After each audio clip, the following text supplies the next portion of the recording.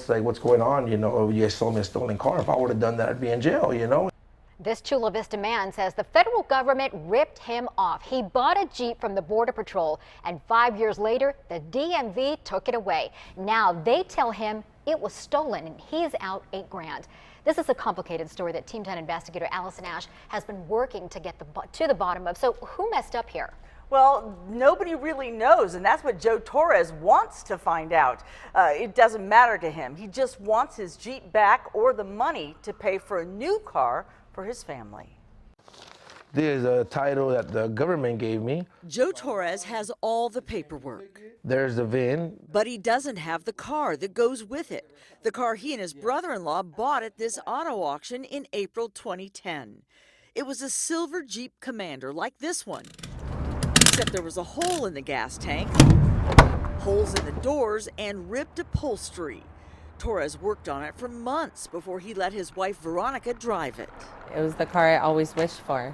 We drove it and went on family trips with it, and I used it for everything. Until February of this year, when the DMV notified Torres there was a problem with the car's registration. When I went in there, DMV police officers, they took my car from me saying it was stolen. Officers from the Regional Auto Theft Task Force, or RAT, told Torres his Jeep had a false VIN number used to hide the fact that it was actually a stolen car. And I'm like, whoa, the government sold me a stolen vehicle and we're driving a stolen vehicle this whole time. Torres Ubered home, where he began the long process of sorting through the red tape.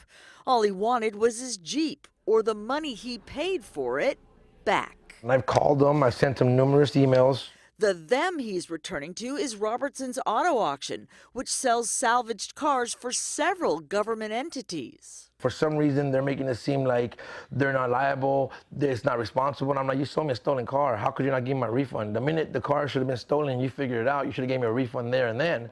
5 months later, Torres is still waiting. You're going to steal something from a U.S. citizen, a taxpayer, and you make them sell it to them stolen and then charge them for it? It's like, that's not right. This is America. What is not supposed to happen here, Well, I started making phone calls on this story about a month ago. Within the past week, though, Torres was told the check's in the mail, but he still hasn't gotten it. What he did get, though, was a notice from the DMV that said his registration payment for the car that was taken away from him was overdue.